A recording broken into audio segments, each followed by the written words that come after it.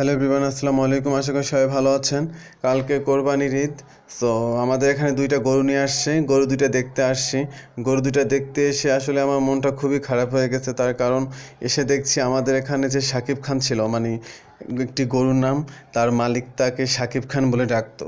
So Shakib Khan দেখছি এসে অঝরে কান্না করতেছে, তার দুই চোখ দিয়ে শুধু পানি পড়ছে। আসলে ও বুঝতে পারতেছে আজকে ওর রাতটাই ওর শেষ রাত, তো সেই জন্য অঝরে কান্না করছে। এসব দেখে তো আমারও মন খুব খারাপ হয়ে গেল। এই যে প্রচুর পরিমাণ কান্না করতেছে, ক্যামেরায় বোঝা যাচ্ছে কিনা জানি না, বাট প্রচুর কান্না করতেছিল। সো ওকে এখন একটু মন ভালো করার জন্য দেখি কি করতে পারি। সো ওকে মন ভালো করার জন্য এই যে আমি কিছু খাবার দিব ওকে, দেখি ও খায় কিনা। এই তো খাচ্ছে। আসলে কী করবে, ও বুঝতে পারতেছে যে কান্না করেও আমার লাভ নেই, কালকে আমাকে জবাই করবে। দেখি আরেকজন মন খারাপ করে বসে আছে, দেখি তাকেও কিছু খাবার দেই। এই যে দিচ্ছি খাবার, এই যে খাচ্ছে। সো কী করব, ওদেরকে তো মানে এটা আমাদের মুসলিমদের জন্য জায়েজ যে কোরবানি দিতে হয়। আসলে ওদের জন্য খুব মায়া লাগে, দেখলে মন চায় না যে ওদেরকে জবাই করে আমরা খেয়ে ফেলি।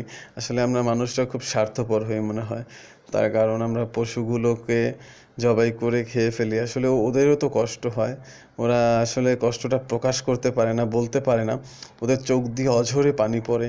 আসলে এটা আমাদের বুঝে নেওয়া উচিত যে আসলে ওরা কান্না করতেছে, ওরা ভয় পাচ্ছে। সেই জন্যেই আসলে কি করব, এটা আসলে নিয়ম। সো ওদের কোরবানি দিতেই হবে। আর আমার এখানে এসে তো মনটা খুবই খারাপ হয়ে গেল। আসলে না আসলেই মনে হয় ভালো ছিল।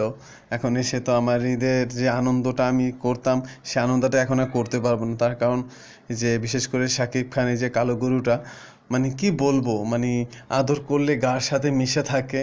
সো ওই যে কান্না করতেছে, এখনও ওর চোখে পানি টলটল করতেছে।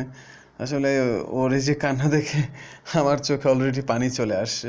আমি আসলে, ওরা বোবা ধন, ওরা কিছু বলতে পারে না। ওরা ওই যে চোখের পানি ফেলে আসলে অনেককে অনেক কিছু বোঝায়, বাট তারপর ওদের কোরবানি দিতে হবে।